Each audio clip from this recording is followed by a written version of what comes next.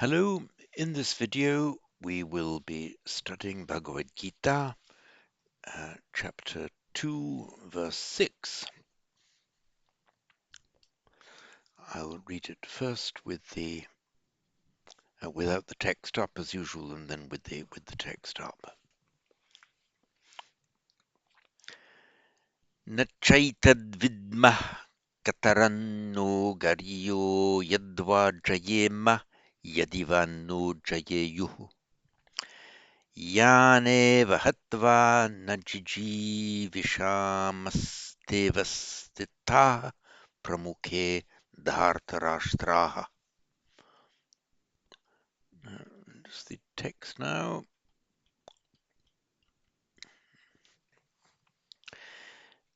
Nachaitad vidmaha kataranno gariyah yadva jayema yadivanu jayeyuh.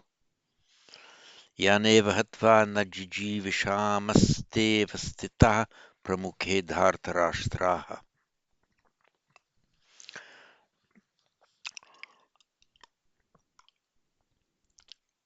Sorry, when I recited it there, I didn't make the sandhi between the first pada and the second pada. It should be katarannu gariyo yadva.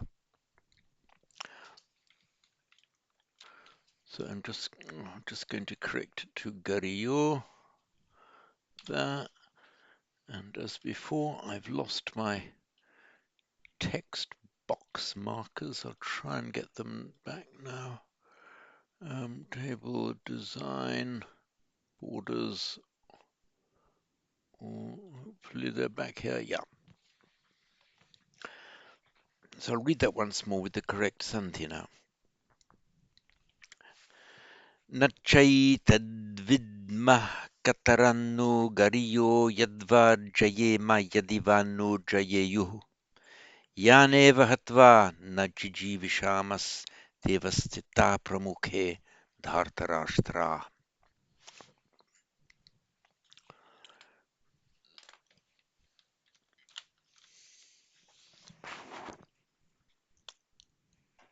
Now to analyze it. Chaitad vidmah kataranno gariyo or gariyaha without sandhi yadva jayema yadivanu jayeyo. Vidmah. Oh, I've lost my text boxes again. Oh. Vidmah is from the root vid, meaning to know, and it's a class 2 verb, which means that the personal endings are added directly to the root. Look at MacDonnell,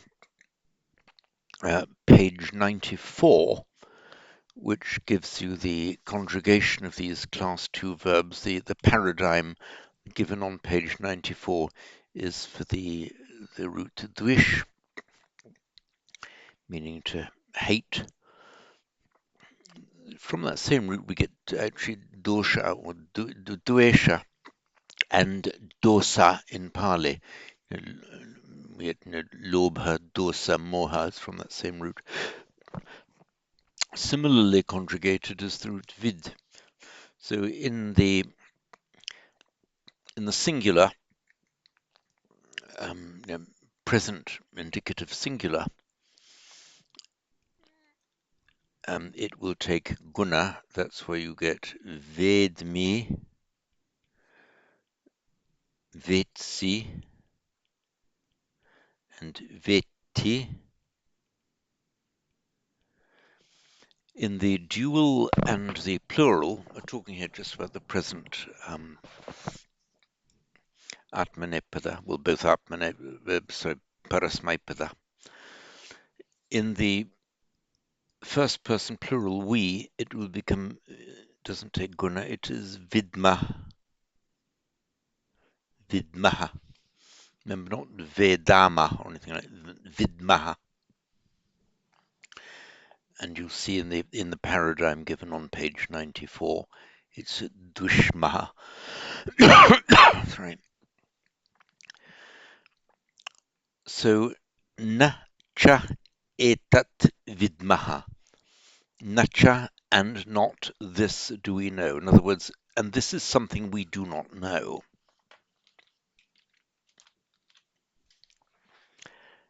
Kataran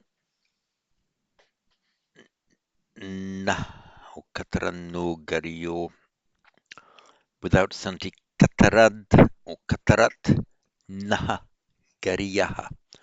Katara means which, and specifically which out of two alternatives. This katara makes a neuter form with the final D or T, katarat, not kataram, which accounts for just like tat, that, not tam in the neuter, tat and katarat. So katarat na garia, which or which of these two, katarat, na for us, that's the enclitic form, na for us, gariya is better, is more worthy.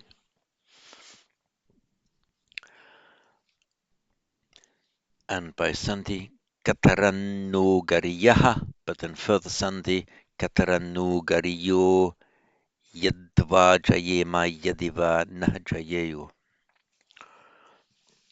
So, and we do not know this in what I'm about to say. Kataranno Gariyaha, which of the two alternatives is better for us? Now this Yadva, it looks to me as if it's a construction of yadiva, if one, or whether the other, yadva, yadiva. And later in that line, a few words later, you see yadiva. I think it actually represents a yadiva.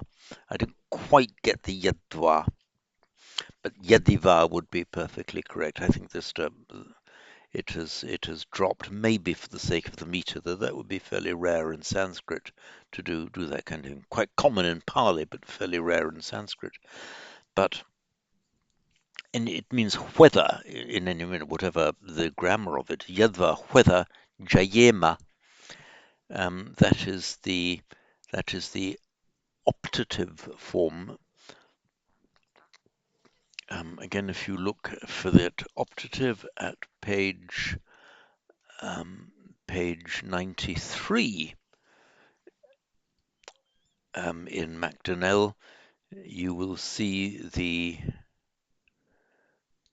at the very last line on page 93. You'll see, sorry, in the last three lines under optative.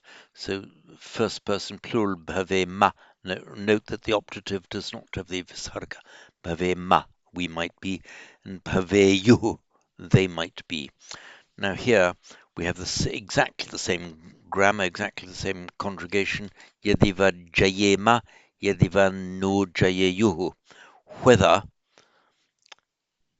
we are to win, whether we might win, yadiva, or whether no jayeyu, they will defeat us.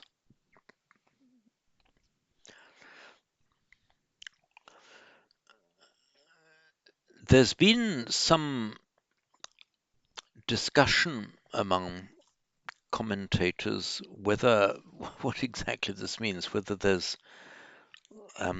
there is one uncertainty or two. The way I read the Sanskrit, but respectable commentators and translators have come down on different sides.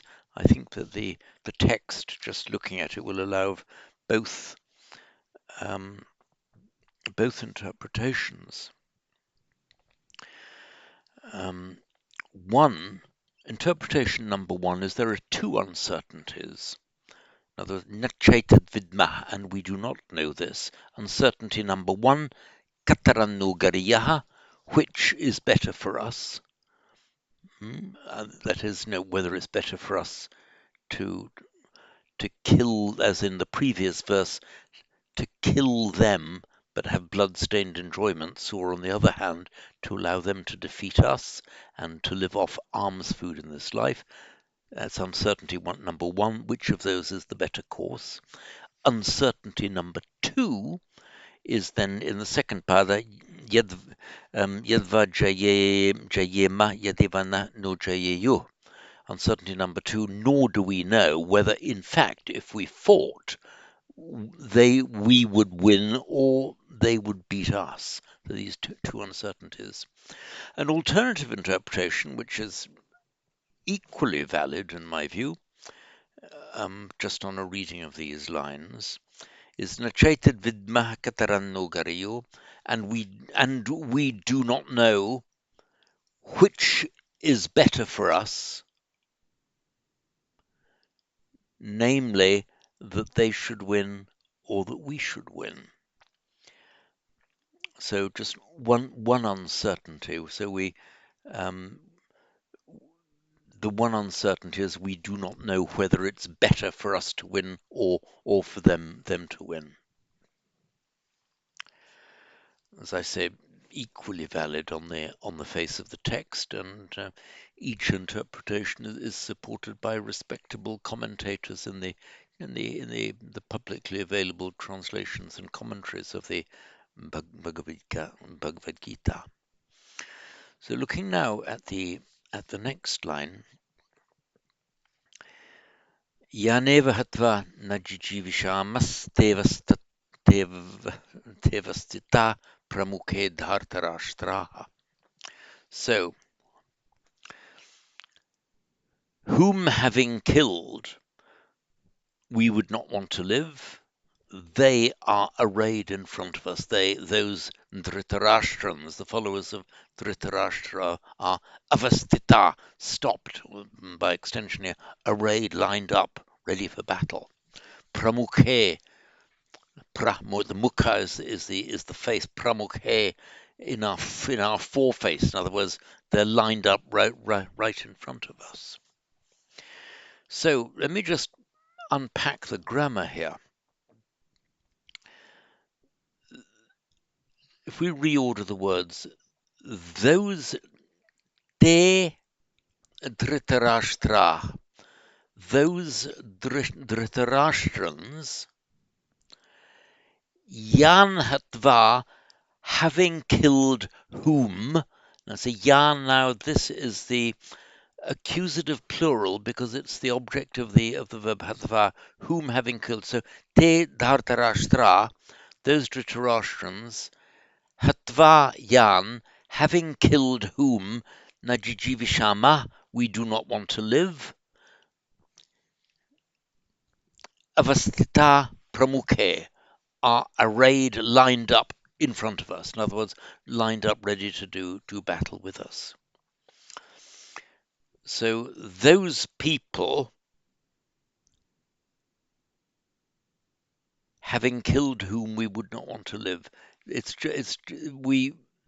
just a different word order in Sanskrit. That's all that's happening here. In Sanskrit, we say, whom having killed we would not want to live, they are lined up in front of us. So Yaneva, those very people whom, those same people whom, Yaneva hatva, Najijivishama, those very people whom, having killed, Najijivishama, we would not want to live, they, avastita, are lined up, pramukhe, in front of us. But te here is not they, but meaning those. So those dhritarashtrams are lined up, arrayed right in front of us. Avastita, it's from the root star. So let me call back the text. Let me try and get my text box. I don't know what's happened to this.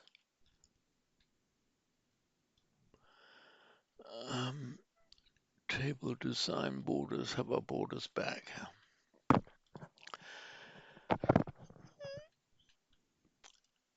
This Jijivishama, it's the desiderative form. It's from the root jiv, to live, Let me give you the iPad again. Oops. So Jeev, to live, and he, she, it lives is Jivati.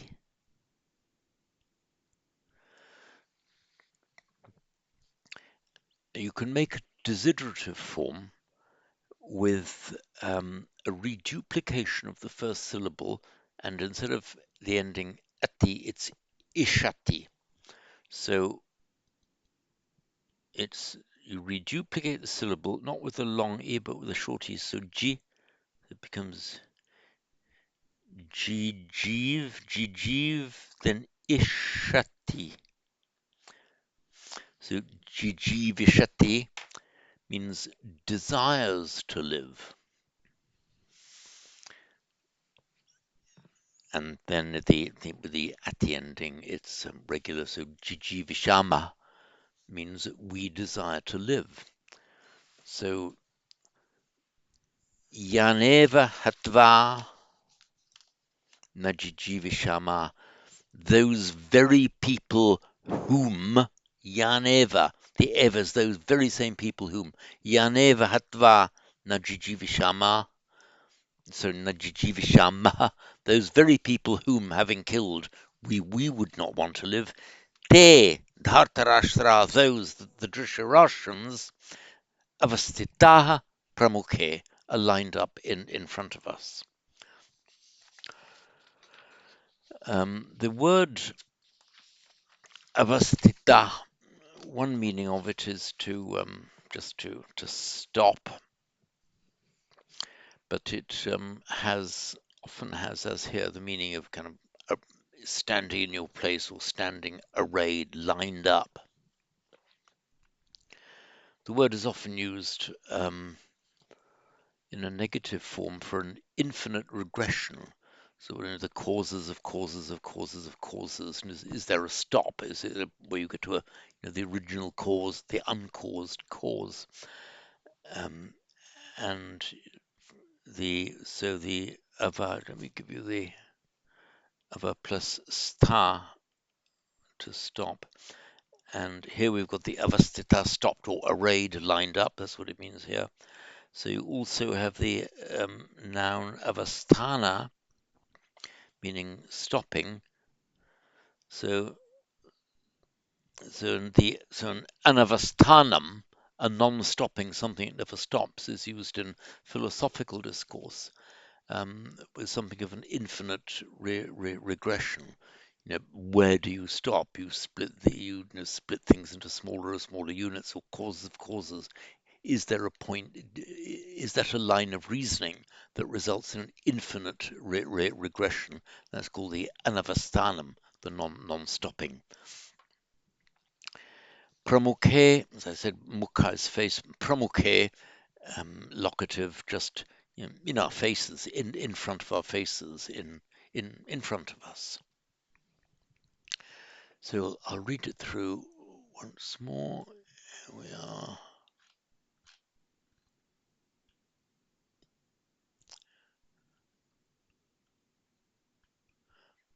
So enlarge it a bit.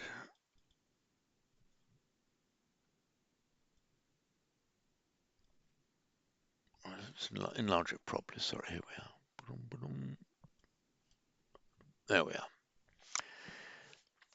Nachaytadvidmah kataranno gariyo yadva jayema yadivanno jayeyuhu yaneva hatva najijivishamaste pramukhe dhartarashtraha. Now, just one thing I'll mention, we have this nah in the first pada and in the second pada. This is the enclitic, the shortened form of nah, and nah as an enclitic form can be both an accusative and a genitive.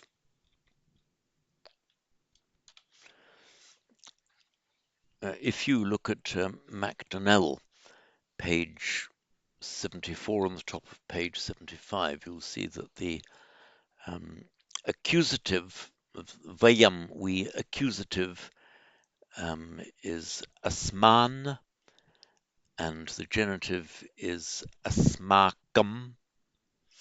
Both of these forms, in fact, the dative as well, asmabhyam to us, these three forms, the accusative, the dative, and the genitive, asman, asmabhyam, and asmakam, can all be replaced by the enclitic short form naha. That's if you look at the top of page 75, that's that first paragraph there. It says that the plural accusative, dative, genitive na can be used instead. But remember, that is the enclitic form. It can only come at the tacked onto the end of a substantive word. It can't come at the beginning of a word group.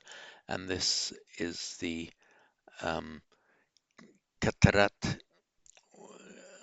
So Kataran, so I've lost my text boxes again. Kataran no gariyo, which without Santhi is Katarat na gariya. Better for us, actually, in Sanskrit, the genitive is used. It's better for me to do something. Something is difficult for him. In English, say difficult for somebody. In Sanskrit, difficult of somebody. And here, Kataran no gariya. Gariyaha was which is better for us. So that's the genitive one. And in the next line, Yadivano Jayeyo, or whether they would defeat us. So just to remind you, these are the short enclitic forms. This is all explained in Macdonnell pages 74 and 75. And finally, I would mention Dhartarashtra is the derivative noun from the name Dhritarashtra, one who holds or has seized the kingdom, and Dhartarashtra is the derivative noun, namely the people belonging to him, or people subservient to him. We would say the Dhritarashtra, the name, and the Dhritarashtrans, the people belonging to him, subservient to him. So that makes the difference. Dhritarashtra, the name, and Dhartarashtra, one belonging to or of the family of Dhritarashtra. So I'll just read it through once more now before winding up. Nachaitadvidmah kataranno gariyo yadva jayema yadivanno jayeyuhu yaneva hatva najijivishamastevastita pramukhe dhartarashtraha. And that's it on this video.